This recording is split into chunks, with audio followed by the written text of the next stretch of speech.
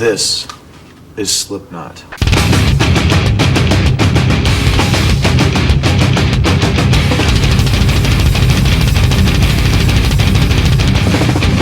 We're just an army.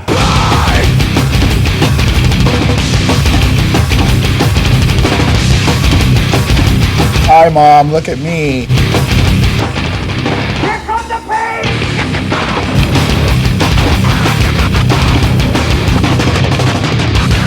Smack me in the face. Come on, harder, man. Come on, harder. Like this. Come on, get back on it. Hit me, come on, dude. Like that. Hey, show me what you wanna be. I can handle anything, even if I can't handle you. Either way, I better be. The craziest people live in Des Moines, Iowa. And not a lot of people know that, but they're going to now. When shit was out taken and I want somebody to step off walls. Let me fall, fuck you all. Can I quit till let me slide till I drop the ball? Fuck this shit, I'm sick of bitching going down, this is the war. My name's Sid. I'm the DJ guy, and I'm the filth epitome #0. Joey, #1, and I play drums. Paul, #2, and I play bass.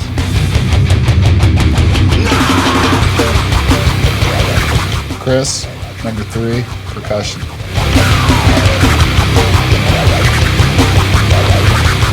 Jim, #4, I play guitar. 133, #5, sampling.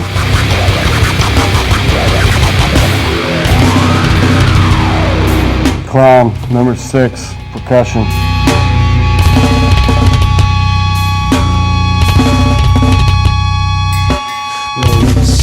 Mick, #7, guitar. Back away from tangents on the verge of drastic ways. Can't escape this place. I deny your face. Sweat gets in my eyes. I think Corey, #8, I'm the singer.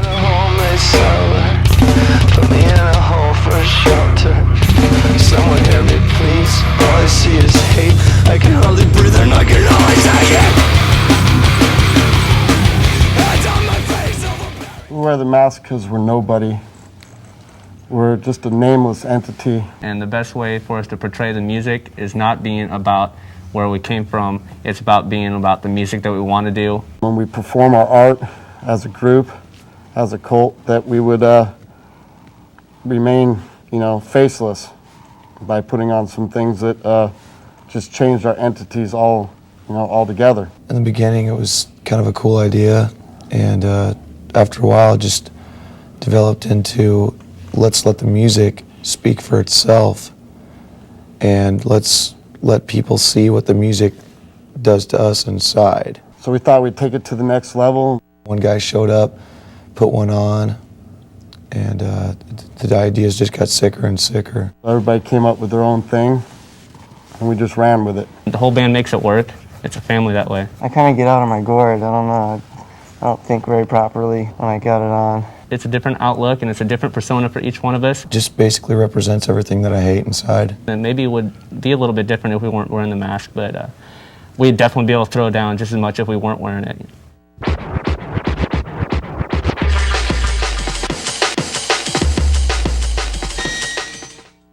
We wanted a more unified look, and we wanted to come out and really be a force to be reckoned with.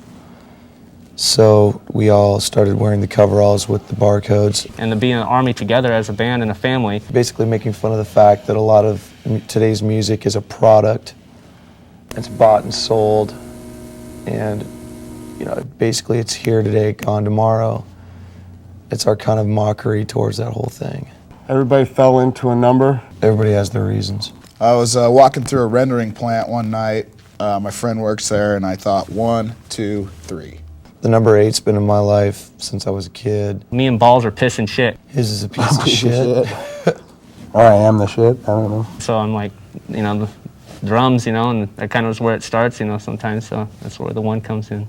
It's on the arm, you look at it, you figure it out. Maybe you have your own number, maybe it's in your head somewhere, and maybe you'll display it on your sleeve someday if you know what's going on, I felt the air rise up in me, kneel down and clear the stone of this. I wonder how you We don't have 9 members. We have 9 layers. 9 layers of just music and orchestrated whatever, madness. We get together, and without, one of the members, it doesn't work. We need all the 9 people. You will listen to the album and you will hear all these layers that you will fall in love with. And then you will come and you will see the show and you will understand where all the layers come from by watching everybody on stage. And then you will look at all the other bands and wonder why they don't have 9 members, as you say.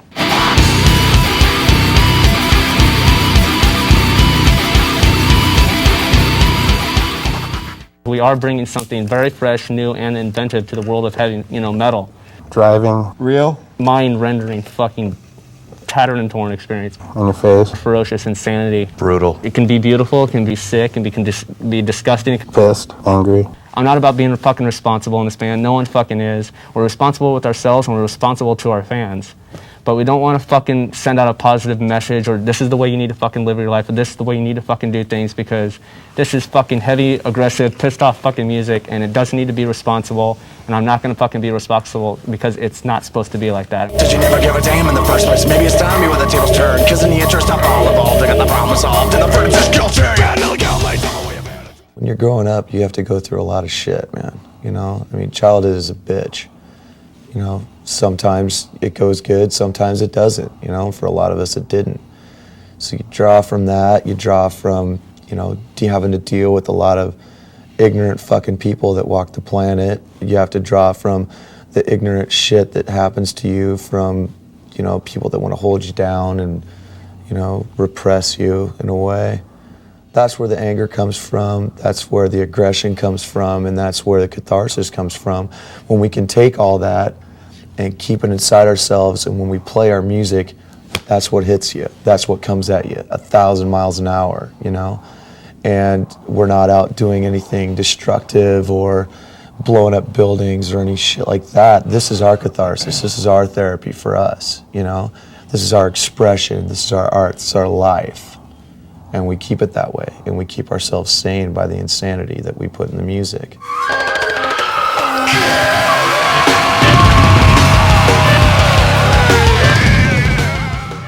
Best fucking album I ever heard. Basically 9 people working out every poison that ever infected them in their life and putting it on tape. It's been probably the hardest thing I worked on in my whole fucking life. One of the biggest labor of loves that we've ever had to do. It's everything to us. It felt really good, and it sounds really good. The most we can wish for is that everybody will listen to it, and they'll like it, It's going to be something we're all going to be very proud of, whether it sells 1 copy or 1,000,000 copies.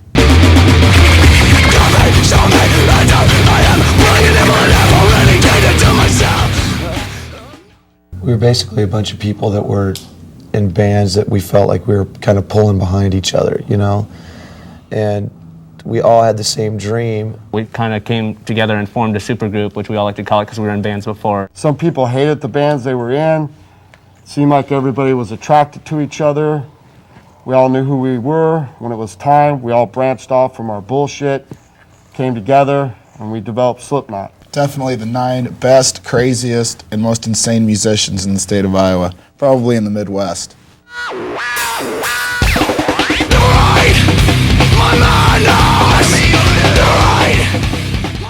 We had a song called Slipknot that transformed into a different song called Sick. And now the song and the band name are 2 separate entities. It's a totally different song, but the name Slipknot became the band Slipknot, and it just fit. There really is no overall meaning that I think people that can grasp a hold of.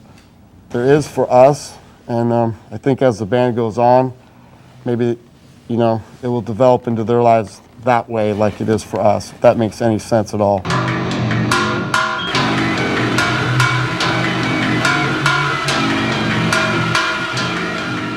Obviously, our surroundings have made us, the band that we are. Otherwise, we'd be another stupid fucking, Seattle band, like wearing like flannel shirts with our hair in our faces, People in Des Moines have nothing. Skating rinks and graveyards, You basically have to develop a sense of self early on, and that encourages individuality. That encourages imagination, and it also encourages a severe sense of psychosis that turns into some crazy motherfuckers, you know?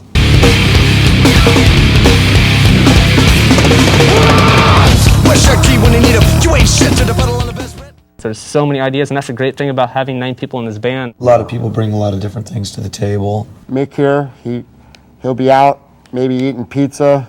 He's got his guitar in his trunk. He'll get a riff, he'll get on a payphone, play the riff on the phone, call up the riff later on his answering machine, bring it to practice, we'll listen to it at practice, maybe come up with a riff. And then, you know, we fit the bass in it, and we bring like the 2 extra cannon drums in with the kegs, and then the sampling and the scratches will come in. Corey will like be listening to it this whole time, getting the vibe on, and, you know, searching his soul, and the lyrics come out, and then, you know, after the next few practices, it turns sick and it's solid. Sometimes we'll just start jamming on something out of the blue and it'll turn into a song. If someone's got a great idea and it works and it fits the format under the name Slipknot, then we use it. Everybody gets their input in there and becomes a Slipknot song.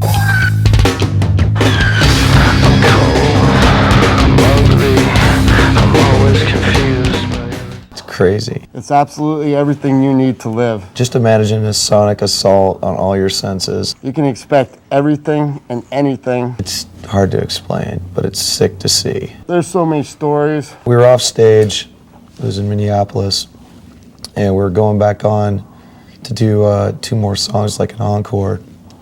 And we didn't know that Sid was like out in the audience, just kind of, you know, doing his thing. He comes back on stage and out of nowhere proceeds to just headbutt one of the kegs, like just violently. He shoved one of the metal eye parts into his eye, cut it all open, and we didn't even know, so we were slapping him around, and he's bleeding all over the place, and we thought it was funny. We've broken each other's bones. We've blown sparks over the crowd, left the first 20 rows on the ground with sparks all over them. We've broken cappuccino machines, stitches. It's extremely sick and brutal, but it's all within the realm of being controlled and having fun, and everyone leaves, you know, with a positive experience, getting all the negative stuff out, you know. It's a pretty cathartic thing.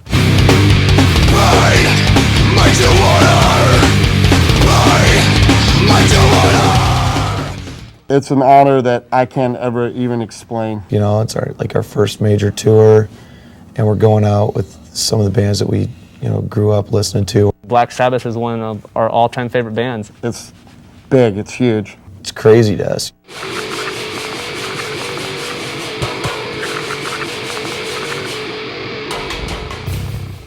When I was growing up, I turned to the music to just help me be free for a little bit, you know? And I hope they get that out of it. I hope they get a positive message for them, you know, where they don't have to answer to anything or anyone. They can just be themselves and leave cleansed. In the strangest man of that head, take away my tears found as it lies. Diagnosed with some terminal disease so I can blast my head off on stage. 1 year, 2 years, world domination, 5 years. You know, we could be playing Vegas. We don't know. We don't need to sell 1 million albums to be happy. We just need to, you know, the only thing we need to do to be happy is to keep making fresh, intense, original music, and, you know, and keep putting on a live show and have, you know, a significant number of fans to keep it to where we can take it to the streets and keep building our fan base over a long period of time. If it gets to be a chore, man, we'll let it go. It's gone. But as long as it excites us, and as long as we can stay into it, and as long as we can break new ground as far as we're concerned, we'll do it forever.